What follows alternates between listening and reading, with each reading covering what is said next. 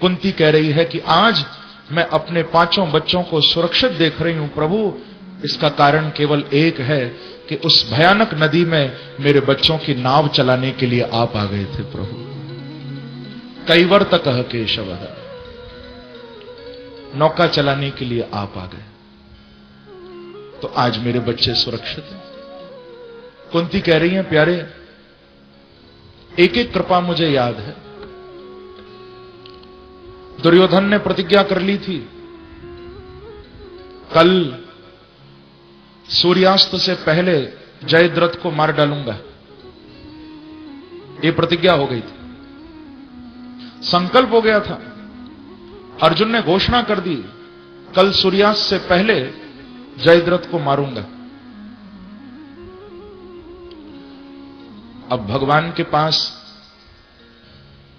जब अर्जुन आए, क्योंकि शाम को सब बैठते थे, सूर्योदय से सूर्यास्त तक युद्ध होता था, शाम को सब बैठते थे, अगले दिन की तैयारी होती थी, मीटिंग होती थी, मंत्रणा होती थी, शाम को सब बैठे। भगवान बोले, अर्जुन तूने ये क्या कह दिया, कल जयद्रथ को मारेगा? बोले हां प्रभु, मैंने प्रतिज्ञा कर ली, कल नहीं छोड़ूंगा जयद्रथ को, बड़ा पापी है, कल मार डालूंगा। और नहीं मार पाया तो संकल्प कर चुका हूं प्रभु, मैं जीते जी अग्नि में जल जाऊंगा, जिंदा जल जाऊंगा। भगवान बोले कि अर्जुन ऐसा संकल्प क्यों कर लिया भैया तूने,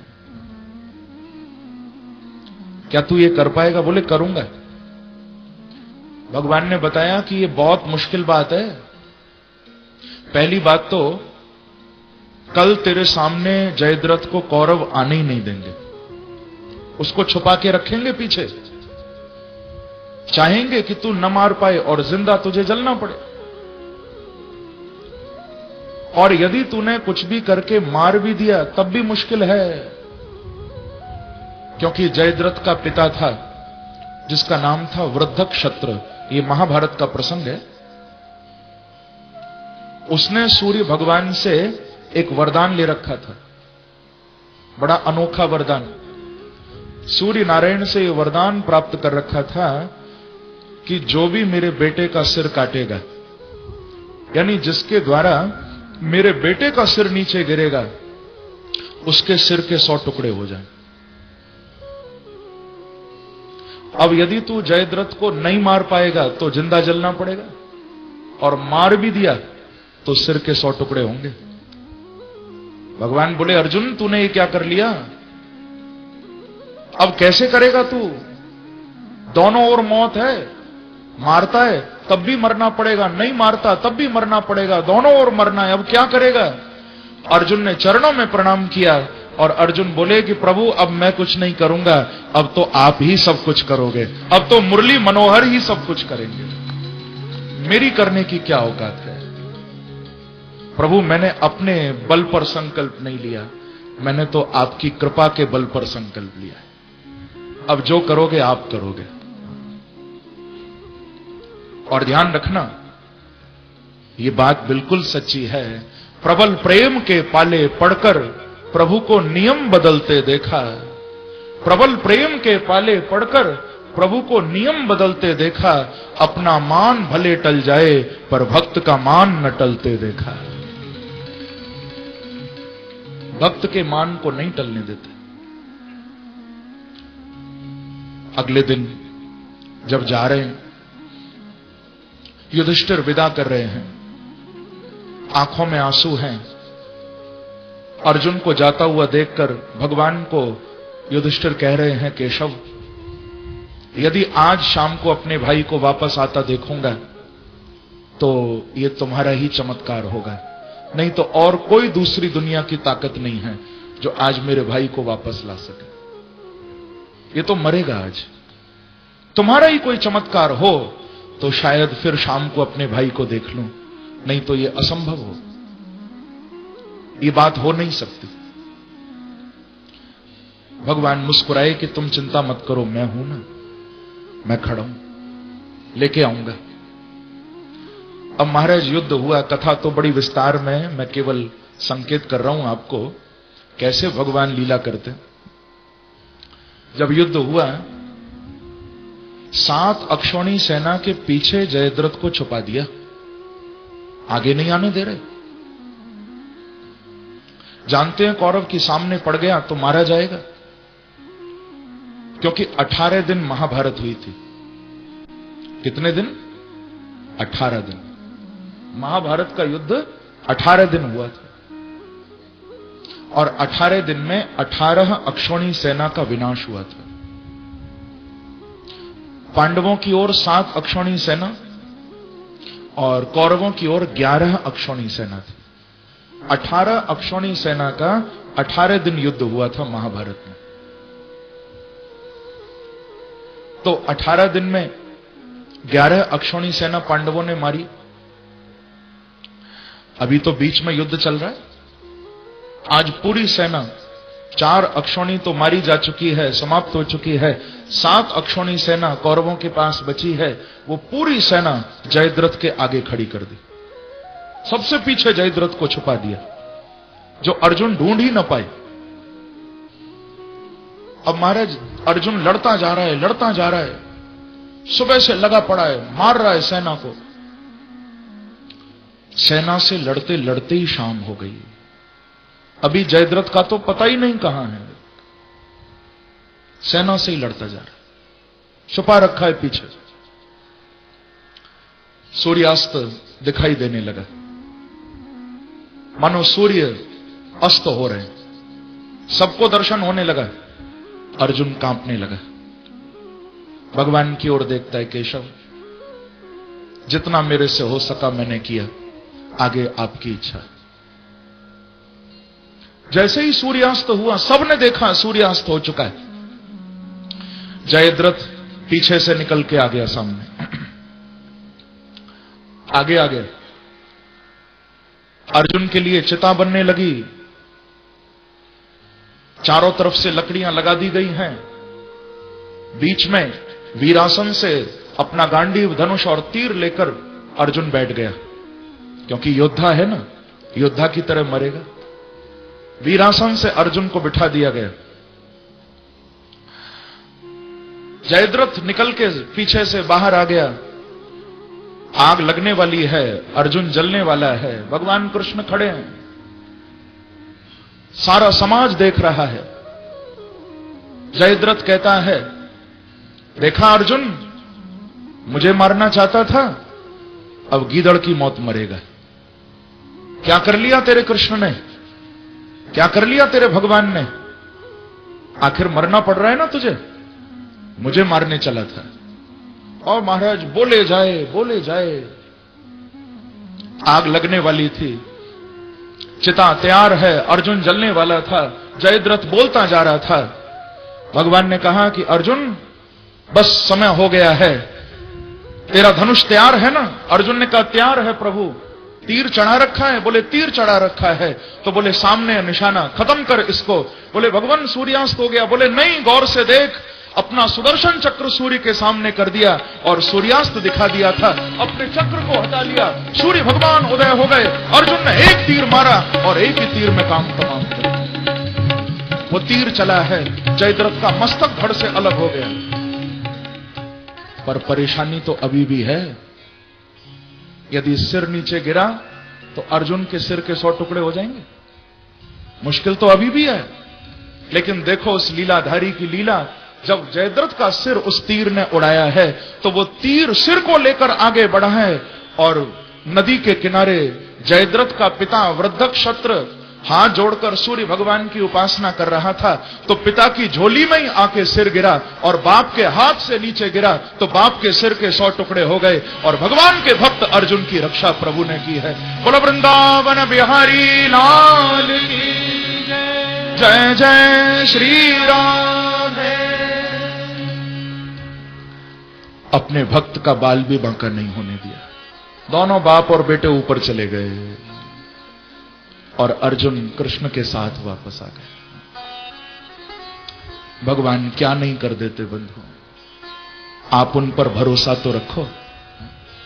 मेरे प्रभु सब कुछ करने के लिए तैयार हैं। मुझे मिल जाए तेरा साथ तो कुछ भी कर दूं। मेरे सर पे हो तेरा हाथ तो कुछ भी कर दूं, मुझे मिल जाए तेरा साथ तो कुछ भी कर दूं, मेरे सर पे हो तेरा हाथ तो कुछ भी कर दूं, यूं तो कुछ करने के काबिल ही नहीं हूं यारों, पर तेरी कृपा की हो बरसात तो कुछ भी कर दूं। जिसके ऊपर भगवान अपना हाथ रख दें उसका कोई बाल भी बांका नहीं कर सकता। एक बार कहिए श्री राधे श्री राधे। तो कुंती जी ने स्तुति गाई। आगे पितामह भीष्म के पास भी भगवान गए थे। अब ये प्रसंग ऐसे हैं भागवत के, कितना भी विस्तार किया जाए कम ही लगता है। पर आपको मालूम है आज मुझे थोड़ा आगे बढ़ना है, क्योंकि कल यहां लाला कन्हैया आने वाले। कौन आने वाले? हाँ, मैंने आपको सूचना कल भी दी थी। वैसे कल चौथा दिन है भागवत कथा का। नंदोत्सव मनाएंगे बड़े धूमधाम से। कल आपको ये प्रांगण साक्षात गोकुल लगेगा, और इस गोकुल में छोटे से बालकृष्ण कल प्रकट होंगे, और आप सबको ऐसा ही कल महसूस होगा मानो गोकुल में नहीं, आप सबके जीवन में कल बांके बिहारी आएंगे। ऐसी आपको अनुभूति होगी। तो इसीलिए थोड़ा आज मैं आगे बढ़ूंगा, कुछ प्रसंगों का समास और व्यास करते हुए। भीष्म पितामह के पास भगवान दर्शन देने गए थे। अंतिम समय था जीवन का। 57 दिनों से बाणों की शैया पर भीष्म पितामह पड़े हुए थे। 57 दिन कुरुक्षेत्र की भूमि। भगवान ने वचन दिया था कि बाबा जब आपका अंतिम समय आएगा तो मैं आऊंगा आपको दर्शन देने। प्रभु ने वचन दिया था। भगवान पहुंचे थे दर्शन देने। भीष्म पितामह ने भागवत में 11 श्लोकों में स्तुति गाई थी भगवान की, रोते रोते। भगवान को कहते हैं कि इति मत रूप कल्पिता वितृष्णा भगवत सात्वत पुंगवे विभुम्नि स्वसुखमुपगते क्वचिद् विहर्तुं प्रकृतिमुपेयुषयत् भव प्रवाह।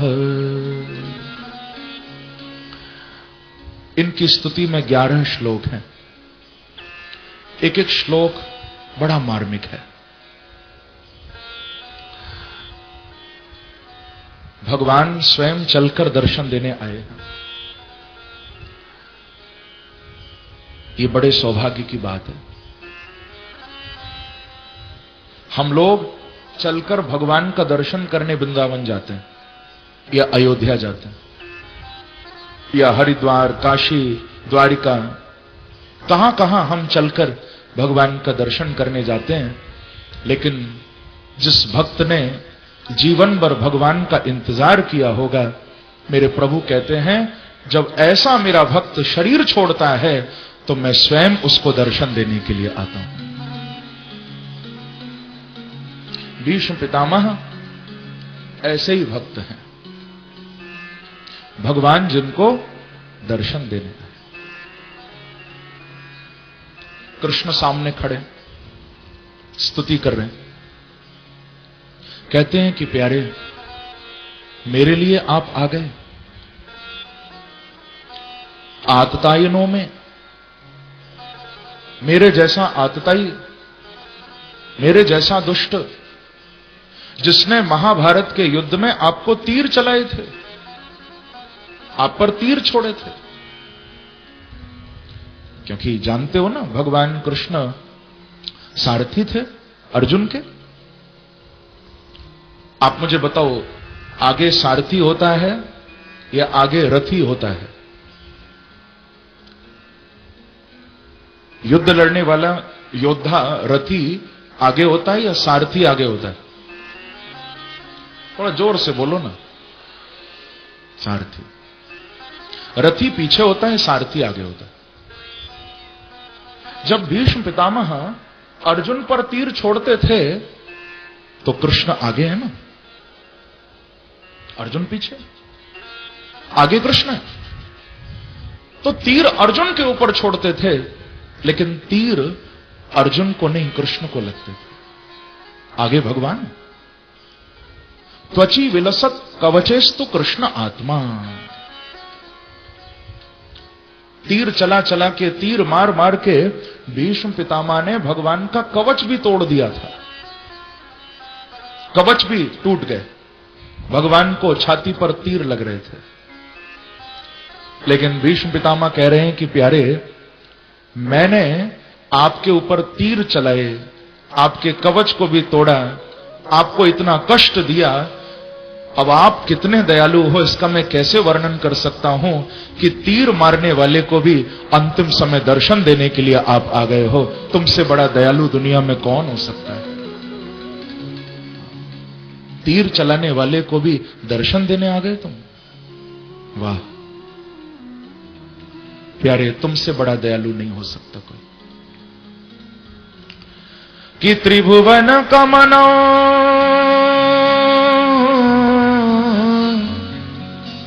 तमाल वर्णम रविकर गौरबराम्बरम दधाने वपुरलक कुलावृतान नब्जम विजय सखे रतिरस्तु में नवद्या। हे अर्जुन के सखा, मेरे ऊपर ऐसी कृपा कर दो, आपके चरणों में मेरी अनवद्या रति हो जाए। अनवद्या रति यानी कभी न रुकने वाला प्रेम मेरा आपके चरणों में हो जाए, ऐसी प्रार्थना की। उत्तरायण सूर्य हो गए, भीष्म पितामह के शरीर से प्राण निकले और भगवान के चरणों में लीन हो गए। देवताओं ने दुंदुभियां बजाई, नगाड़े बजाए, जय जयकार की। बोलो भक्त वत्सल भगवान की जय, भीष्म पितामह जी महाराज की जय। एक भक्त का भगवान से मिलन हो गया। भगवान ने खड़े होकर अंतिम संस्कार करवाया पांडवों के द्वारा। बाद में द्वारिका पधारे, पीछे से महाराज परीक्षित जी का जन्म हुआ। उस जन्मोत्सव को मनाने के लिए भी भगवान लौटकर आए थे द्वारिका से। फिर उस जन्मोत्सव को मनाकर वापस द्वारिका चले गए। आनर्तान स उपव्रज्य सुहृदान जनपदान स्वकान। द्वारिका में बड़ा स्वागत प्रभु का हुआ। श्री विदुर जी ने धृतराष्ट्र और गांधारी को मुक्ति का रास्ता दिखाया। दोनों को हरिद्वार ले गए, भगवान का भजन कराया। अर्जुन कृष्ण को छोड़ने द्वारिका गया था, पर 7 महीने हो गए अर्जुन लौट के नहीं आया। युधिष्ठिर जी को बड़ी चिंता हुई कि गता सप्ताधुना मासा भीमसेन तवानुज नायाति कस्य वा हेतो नाहं वेदेदमंजसा। बड़ी चिंता युधिष्ठिर को हुई। 7 महीने हो गए, भीम अभी तक अर्जुन नहीं आया, क्या बात हो गई? आज से पहले तो कभी ऐसा नहीं हुआ। अर्जुन कभी भी कहीं जाता है, आने में देर हो जाती है तो पीछे से संदेश जरूर भेजता है।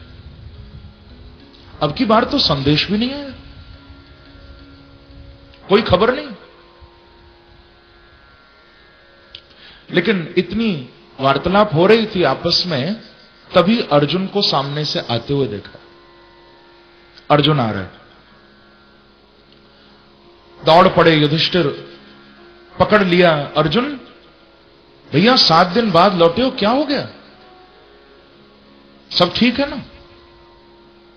क्योंकि आज अर्जुन के माथे पर मुकुट नहीं है। आज अर्जुन के हाथ में गांडीव धनुष नहीं है, आज अर्जुन के चेहरे पर तेज भी नहीं है। ऐसा लगता है मानो किसी ने अर्जुन का सब कुछ छीन लिया, परेशान है। पूछ रहे हैं क्या हो गया? अर्जुन कम से कम यही बता दो भैया, द्वारिका में सब ठीक है ना?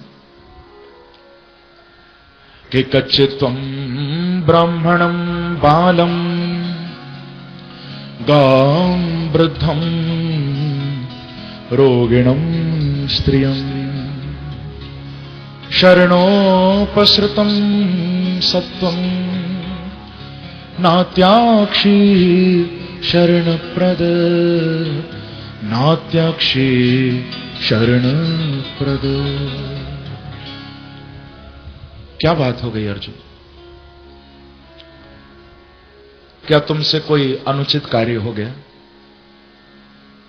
जो नहीं करना चाहिए था? क्या ऐसा कुछ तुमने कर दिया? शरण में आने वाले किसी बालक की, किसी वृद्ध की, किसी स्त्री की क्या तुम रक्षा नहीं कर पाए? या किसी को दान देने का वचन कर दिया और दान नहीं दे पाए? क्या बात है? मानो युधिष्ठिर बताना चाह रहे हैं कि ये बातें यदि जीवन में हुई होंगी तो व्यक्ति का सारा तेज चला जाएगा। शरण में आने वाले की रक्षा नहीं करोगे तो तेजहीन हो जाओगे। दान करने का संकल्प करके दान नहीं करोगे, तेजहीन हो जाओगे। किसी को कष्ट दोगे, किसी को सताओगे, तुम्हारा तेज चला जाएगा। क्या बात है अर्जुन? अरे भैया कुछ तो बोलो, कम से कम ये बताओ मेरे नंद नंदन श्री कृष्ण तो द्वारिका में ठीक है ना? क्योंकि तुम कृष्ण को छोड़ने गए थे। कृष्ण तो ठीक है। जैसे ही कृष्ण सुना, नंद नंदन सुना, आंखों में आंसू आ गए, रो पड़े और कहते हैं कि वंचितो हम महाराजा हरिणा बंधुरूपिणा येन मे पहृतं तेजो देव विस्मापनं महत् देव विस्मापनं महत्। भैया अब कुशल मंगल कहां है? आप ये समझ लो, जिनके चरणों में रहने से हमें सुख मिले, जिनकी कृपा से हमने जीवन में सारा आनंद भोगा, सारा सुख भोगा, ऐसा समझ लो आज वो कृष्ण हमें लूट कर चले गए। सारी द्वारिका सागर में डूब चुकी है भैया। यदुवंश आपस में लड़कर समाप्त हो चुका है। भगवान कृष्ण अपनी लीला का संवरण करके अपने परम धाम जा चुके हैं। लुट गया भैया मैं, वंचितो हम, मैं लुट गया। अर्जुन कहता है मुझे अपनी ताकत पर बड़ा अभिमान था। मैं सोचता था कि मैं गांडीवधारी अर्जुन हूं, मेरे समान दुनिया में कोई धनुष बाण चलाने वाला नहीं है। पर मालूम है भैया, आज जब मैं द्वारिका से लौट रहा था, मेरे साथ कुछ स्त्रियां थीं जो बच गईं, कुछ बच्चे थे जो बच गए। उन सबको लेकर मैं द्वारिका से लौट रहा था और रास्ते में कुछ भीलों ने मुझे लूट लिया, हमारे काफिले पर आक्रमण कर दिया, सब लूट के ले गए। मैं धनुष नहीं उठा पाया, मैं तीर नहीं चला पाया। क्यों नहीं चला पाया?